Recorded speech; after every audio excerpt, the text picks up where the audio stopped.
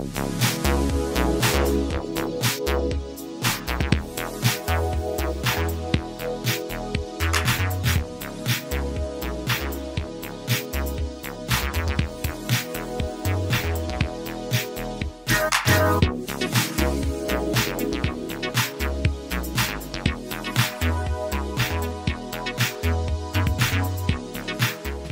to Rick's Corner. The man, the myth, the legend. Now on with the show.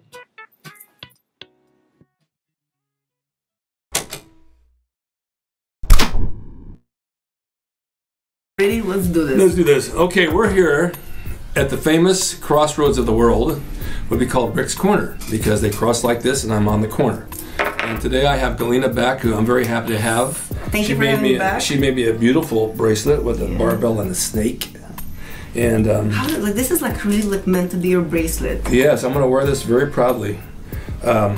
She makes amazing jewelry, and we're going to get into that later, because it's very custom and it's very made for all you guys that bodybuild and women, because it represents what you do, because it's made by Dumbbells. So, but we're going to talk about that. It's made by me, not by It's made by you for Dumbbells. I have a book out, Bodybuilding for Dumbbells, as well. Oh, really? I do. You do? Yeah, it's on here. I don't believe it till I see Bodybuilding for Dumbbells. Yeah. They know, they buy them. Now I have to see it too. Yeah, you have to see it. Okay. So what we were talking about, we've been sitting around having tea talking about different ideas and things like that, and we've come to the conclusion that men and women both are very insecure about themselves, their bodies, and how they look to the public, especially those that work out. I think, like, to the world known that women struggle with the like eating disorders, the way how they see themselves, but not many people discuss it that men struggle with the same shit, just in different, can I say that word, poop? You can say that if you like. Okay, so the men struggle with the same problems, just in a different way, and I didn't realize that until I tap into the bodybuilding world, and I'm like, oh my gosh, I have no idea so many men have complexes about their body. Well, can I go about something like that? Can I tell you something? Yeah, go ahead, Mr. I was in the gym this morning, and there's two friends of mine, and they're working out, they're going really heavy. They have like 8 plates on each side of the leg press, and you don't need 8 plates on each side of the leg press to get development. You can do it with 2 or 3 at the most. But I asked why they're doing it. Oh, I got to get stronger, I got to get bigger. Every time I look in the mirror, I think I'm shrinking. I said, why does it bother you? I said, it's in your head. There's no way if you're working out you're going to shrink. You make a certain size and you stay and you try to grow from there. You shrink when you don't train, you don't eat. Of course, you're going to get smaller. But it doesn't really matter, because it's your head telling yourself, oh, I don't look good. You look in the mirror and you think that something's going on and something's wrong, but it's not true. I said, I go work out, I come home, I look in the mirror and I go, what happened? Where did it all go over the past 30 or 40 years? It's there. Your mind plays tricks on you. Yeah. And here's another way of looking at it. You can go in the gym and lift 300 pounds on a good day. You say, oh my God, I'm so strong. I feel so good. 2 days later or a day later, you go and you lift like 250 and you say, what's wrong? I just don't have any strength. My body's failing me. Your head's failing you. Yeah. Because your head tells you what you can do. If you don't follow what your head says, it's not going to happen. The body follows what the mind tells it to do. And when your mind tells you and you look in the mirror and you don't feel good about yourself and you're insecure, it's all in your head, because your body doesn't change like that. That's true. And I think a lot of men, they always compare themselves, even women too, we always compare ourselves to somebody. Please, people, turn off the phone in the background. Yeah, I know, that's the fan club. Those are chimes and all kinds of stuff. I think, look, I see a lot of people, they're always comparing themselves to somebody else instead of discovering your gift, instead of educating about yourself, about how your body functioning, how you're supposed to eat properly, how you're supposed to train.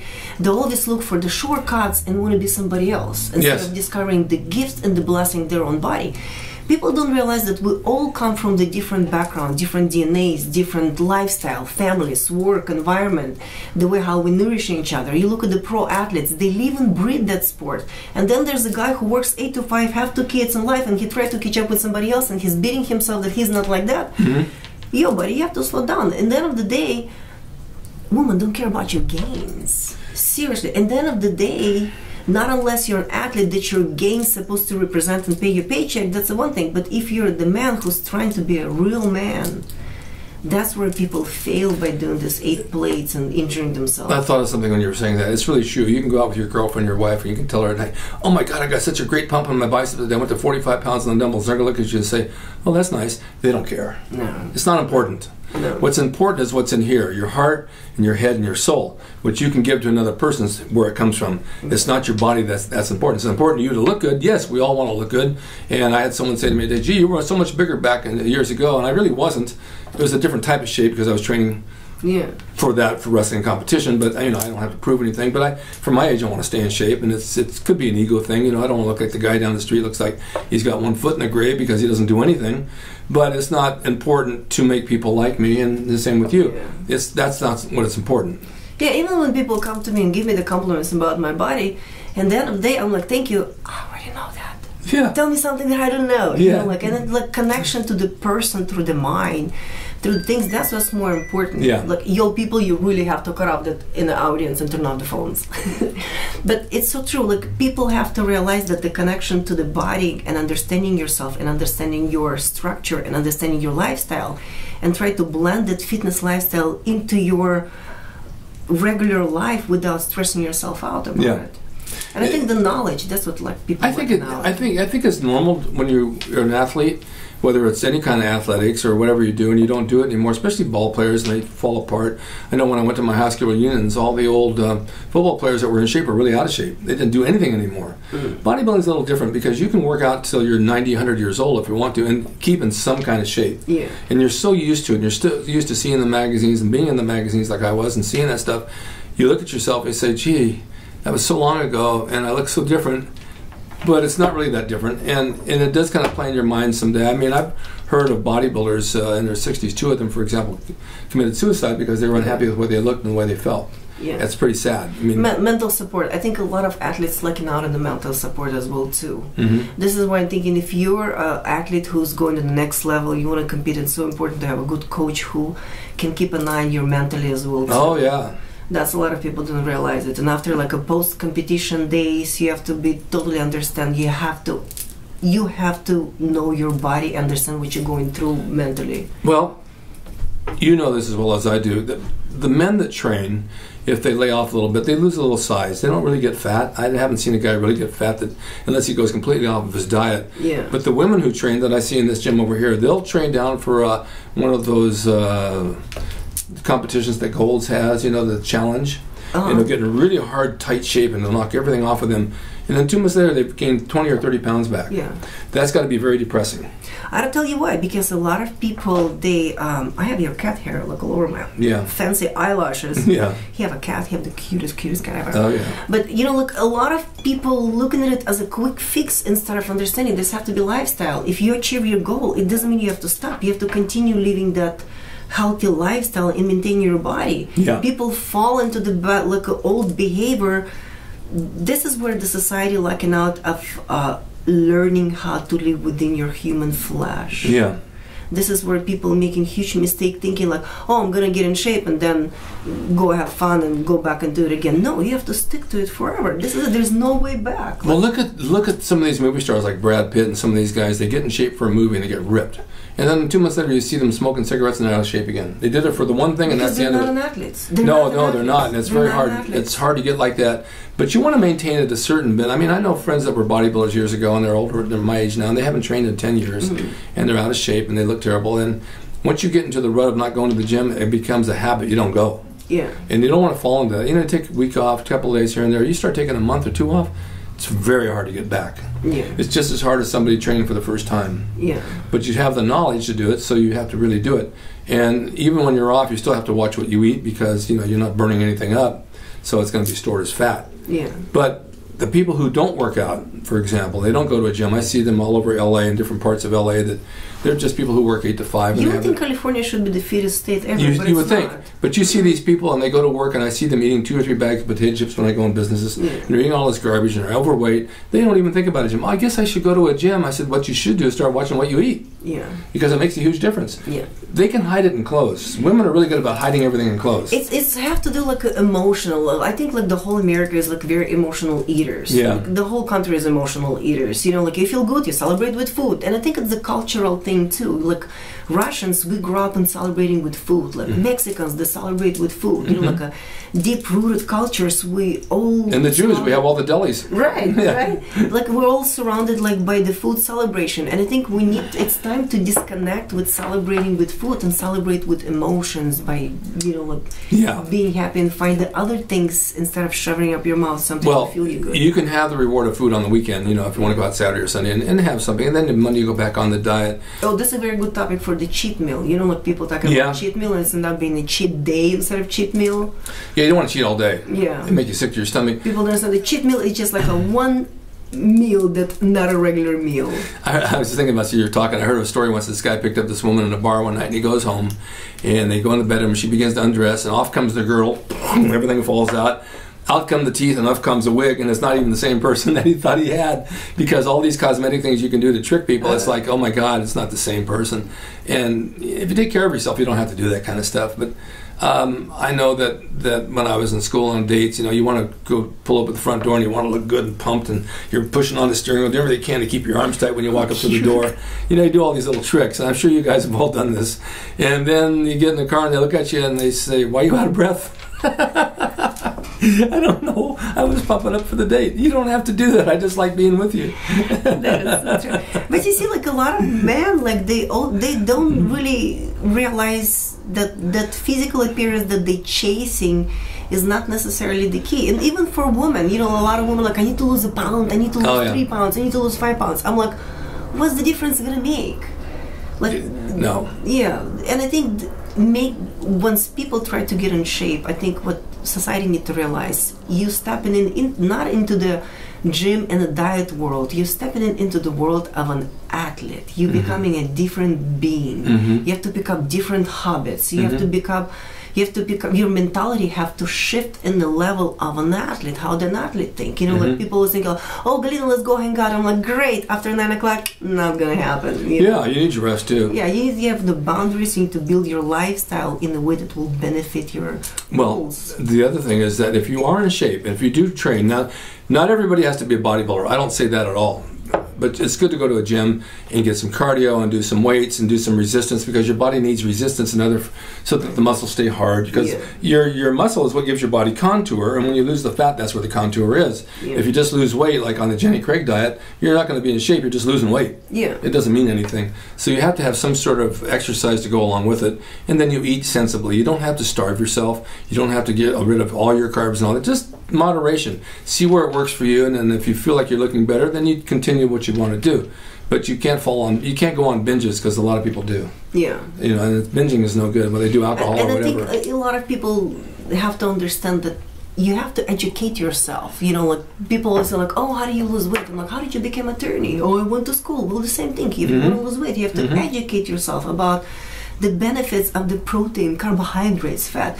I love it when people tell me like, I'm on this like no carbs diet. I'm like, idiot, let me see how long you're gonna survive on that. You don't survive. Yeah, because without the carbs, the protein not gonna get absorbed properly. Without the fats, your brain not gonna function. And it's like when people understand that all of those ingredients, like the key to everything of your body to being fit, that's when people say like, oh, I actually love my carbohydrates. Like I can't imagine living without my carbs. No, but if someone's competing in a contest, it's a different story, and you guys aren't competing. Some of you are, most of you aren't. The last couple of weeks is when you cut your carbs down. Last week or a half or so, you cut your carbs out, and then you start to dehydrate and you get rid of the water. It's sort of a one-night show. That's it, and then you go back on. It's not healthy. You can have a heart attack. Your muscles can cramp. You need potassium. You need certain things to do. You will get the look you want for the one night. But even after competition, how many people that I see they posting they eating crap and they getting bloated for 30 pounds overnight? That's funny. People don't know that they have to slow down and come down nicely and gently and introduce those ingredients back into the body slowly. And I remember when I competed and I asked my coach, I'm like, okay, how I'm going to be eating after competition? He's like, same way. I'm like, what do you mean same way? He's like, yeah, just like you dieted for competition, you're going to continue eating same way for the rest of your life. And this is where I'm like, oh, now I'm in a totally different world. Those days of nonsense eating are over. Yeah, well, you mentioned that. I had a friend that competed on a Saturday. This is a long time ago. And he dieted way down. By Tuesday, he gained 30 pounds back. In 3 days, he gained 30 pounds. It's water. It's all water, and he was bloated, and he felt like hell. And skin hurts, and it's not a disgusting feeling. No. No. So you do it in moderation, and you train in moderation, and you get where you're going to go. I was in the gym today, and a friend of mine says, look at that guy. He's got like 15 plates on the leg press. I said, on the hack machine. I said, yeah, then his knees are going to go out. You know, you got to watch that too, because it can kill you. But moderation is the key, and I know it's egos, and I know you need to be a certain way, and you have to look a certain way, but the bottom line is when you're with somebody that you really want to be with, they don't really care. They want you to look nice, but they're more concerned who you are inside. I think you have to be smart about maintaining and nourishing your body, you know, like, and I think with the knowledge to understand what to do in the gym, and that the heavy weight is not necessarily how you grow your muscles. No. I remember when I started working out, I was so intimidated going to the gym. I was like horrified, like, oh my God, the people looking at me, am I doing the right way? And the more and more experience I've gained, the more knowledge I've gained, I can walk into any gym right now. I don't care, like I own it because I know what I'm doing. I might have people correcting my posture. I love the gym where we're training. Like there's a good family gym, like old schooler type of people who correct your posture, who keep an eye on you. That's the kind of environment I like to be around, right? But even if I'm by myself, I know I'm doing the right thing. Where I see sometimes people who walking all bloated and they get into that weight area, and I was like, oh my God, what the heck is he doing? You know, like, but you train harder than most guys. I think a lot of the girls today train harder than the men do. I think women we have to. They do. They put their head into it and they really go. A lot of guys don't train hard. They might train heavy. Yeah. But that's not the answer either. Yeah. But it is what it is. You just got to do everything in moderation. It's fun to see that because the results come from that. And I watch people doing exercises so wrong. They don't even have a clue. I mean, they're throwing the cables here and there, and the dumbbells are doing laterals like this. And it's like, pay attention. You know, you don't have to do that much. You do it right, you don't have to do as much. Yeah, educate yourself. I think, like, educating, like, hire a trainer for a few weeks, do research on the trainer, find out if the trainer has some kind of result with the previous people, do your homework. When you go buy the car, you just don't go buy a car. You do your research. I mean, when you buy a house, you do same thing. Do research on the trainer. Find the person that have a good reputation, somebody who can educate you, that you can maybe, like, spend, like, a month training with this person. Gain all this knowledge and go continue educating yourself. I think like bodybuilding.com have like little videos of how to do properly workouts and stuff like this. There's so much information online, but people are lazy to educate themselves. They go to the gym and they're throwing all these dumbbells, looking like a clowns, getting this nonsense injuries. Yeah, I think part of it is not knowing what to do, so they're going to do something anyway just to show they're there, and so they pick up the wrong stuff, and they're afraid, they're intimidated, and it happens. You know, you walk into somewhere and you're intimidated. Yeah, that's another topic of the complexes. How many men have complexes. You know, of having this ego of, you know, like, oh, if I'm gonna ask how to do it right, I'm not, you know, like, I'm gonna lose my, you know, my cool. I was out to dinner a couple of weeks ago, and it's a nice restaurant out in Pasadena, and I see this guy walking, and he's probably in his 50s, and he sees me, and he starts walking to the bathroom, a t-shirt on and shorts, in a really nice place, and I see the lats go out, he starts flexing. So I think, okay, he spotted me, he's gonna show off. Yeah. So on the way back, I stopped and, hey, I said, big black guy. I said, what's your name? He says, Charles or something like that. I said, I got to tell you something. I said, you got to stop flexing like you're scaring me. I just want to leave. You're intimidating me so bad. He starts laughing. And I told him my name. He said, I know who you are. And then we started talking. We struck up a friendship. And he asked me about training. He said, well, I saw you. I got a little insecure. I figured I might as well do a lat spread. I said, it's not important. It's not more important if we just talk and have fun. Right. So it was like that. So I want to talk about something else, since we're on the subject about egos and this and that. We all need something that represents us. I've done a lot of t-shirts over the years for bodybuilders that people like to wear because it represents what they do in their sport, and they like to wear it out in public, and it shows who they are and what they do. But by the same token, you do the same thing with jewelry. Yeah, I do the same thing with jewelry. And so you've done stuff with dumbbells and rings and necklaces and bracelets. The one you just made, we're going to do close-ups of this. And it's really cool stuff. Thank you. It's for men and women. Yeah, men for women. You know, the concept with that, we put so much hard work into our training.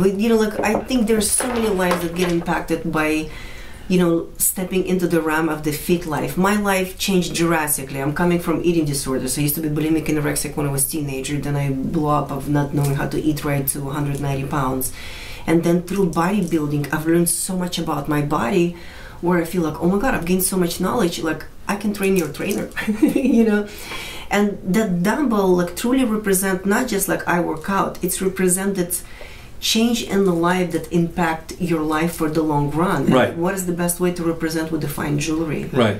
Right, with the jewelry that you can pass it to your next generation, where your kids, your grandkids can say like, oh my God, like my mom, my dad taught me how to live that healthy lifestyle, you know? Yeah. I'm sure like in the future, like 50 years from now, they're probably going to have some equipment that's not going to take that much space anymore. Yeah. You know, they're going to have some kind of like a hydraulic, like weightlifting machines. Oh, they will. Right? Yeah. It's going to be like much smaller and compact and stuff. But like you that. still got to have dumbbells. Yeah, but you still have to have a dumbbell. So this that you're wearing, Yes. this is your real silver. Yeah, sterling silver. Yeah, and we're going to do close-ups of this so you guys can see it. It's a sterling silver. I make them in silver and gold. Yeah. With an idea, something that you can preserve the value of your journey and the value of the metal. Because at the end of the day, this is the story. I came from the divorced family. And I remember I was a little girl, my mom and I, my parents were already separated, we went to the market and my mom bumped into her girlfriend. And her girlfriend had those beautiful rings on her fingers, like every finger had like a beautiful stone, and I'm standing there like a kid looking at every moving hand, right? And we walked out and I told my mom, I said, "Ma, like, did you see her jewelry?" And she's like, "Yeah, this is her jewelry, because that's the jewelry I've sold after your dad and I separated so I can feed you guys." And that story like stuck in my head for the rest of my life. Now as a jeweler, I can make anything I wanted to. And with this jewelry, in the end of the day, it's in the precious metal. Maybe one day your kid will need money and they'll be able to sell it. Okay, well, we'll hope we don't do that. Right, we'll hope we don't do it. But I'm like, in a way, by having the fine jewelry, that's something that preserves your journey with the value that higher than just like a stainless steel or whatever the junk made in the well, right now. Galina made me these little dumbbell earrings you can't see How from cool is there. it, this guy wearing studs? I'm Dumbbell dying. earrings. I can't I've even, worn I earrings can't for even years, handle it. but for the past 5 years I lost them, so I didn't have them. But she made me these little dumbbells, which I really like, and the bracelet. And then And she the has bracelet. rings, And and we'll do close-ups of this because you can see that they're all dumbbells, and they represent our sport. And if you want to order these, you go to your website. Yeah, dumbbelljewelry.com or creativegalina.com. Right, and you can custom make anything. Yeah, you can email me with with the request and we go over it. And I like to go into custom orders in a way that get to know a little bit of a journey beside the budget. Get to a little bit know of the journey, because at the end of the day, as an artist, as a craftsman, not just a person who makes stuff, I want to make sure that it will truly impact your life in a way when you feel exhausted and you're like, "Oh, I don't feel like going to the gym." You can look at your ring or necklace and that will remind you. Inspire you. Inspire you to keep moving. Yeah, and these are good gifts.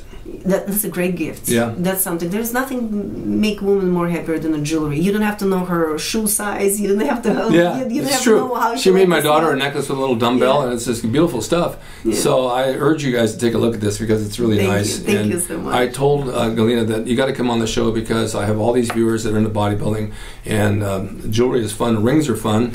I can only do 9 fingers since that one's gone. I've tried rings on here, but they fall off, so that's I don't want to lose anything. Oh my God! I saw the pickled finger almost die. No, he have the pickled finger. I showed her my finger. It's in a jar in the other room in formaldehyde. I used to show that to kids when they came over, and so it's kind of fun to see. I love bodybuilding. I truly love bodybuilding. Have impacted my life on so many different levels. You know, coming from eating disorders and not knowing how to eat right, it's given me the structure. Changes your whole life. Yeah, and then that structure of eating, and like I still scale my food right now. Like a lot of people are like, "Oh, you scale your food?" I say, "Yeah," because like I'm a kind of person that like you can eyeball it, but then I like to eat. Yeah. And I can eyeball it a little bit more than I needed to. So the bodybuilding taught me the structure of my life. That structure of the bodybuilding I apply into my business, into my creative life, into my life with pretty much everything. Even my dog's working out. Yeah, they're wearing bodybuilding stuff too. Yeah. Thank you, honey, for being on here. I really it's appreciate true pleasure. it. Thank you so much. Thank you for having me, Rick. Like true blessing being here. Like can't even be more grateful than that. I appreciate that. We've learned a lot from each other. Yeah. And this is what it's all about. You give in life and you receive and you share. And this is what it's all about. And inspire others with your journey. And I think any of you guys who's training and working out hard, just remember somebody's next to you, always looking up to you. Spread your good news, learn about you inspire people too, just by what you do. So Yeah. I just so happy you guys watch this show, and it's always good to have somebody else on, a female, for a change, because they have different ideas, and she's very, very smart and knows a lot about a lot of stuff. Thank you so much. But I got to push the jewelry thing because I think it's the coolest thing I've ever seen. Thank you. I love stuff like this. Let's do it, guys. Game. Thank you guys for watching Rick's Corner, and we'll see you next time. Stay tuned for traffic and weather. Really? No. Hey everyone, now you can have the Gold's Gym logo drawn by me, the artist Rick Drasin. Personalized and made out to you and signed by me to frame and put on your gym wall or wherever you see fit to do so. It's a piece of bodybuilding history. It will never be duplicated again. It's the largest selling icon t-shirt logo in the world. And I'm the guy that drew it, and I will draw it for you. Just go to my website, rickdrasin.com, and order there. You can pay through PayPal, and it'll be sent out right away. And be sure to watch Rick's Corner for all the videos on bodybuilding, nutrition, fitness, pro wrestling, and anything that suits your interests as far as getting physically fit and being the best you can be from the golden era of bodybuilding.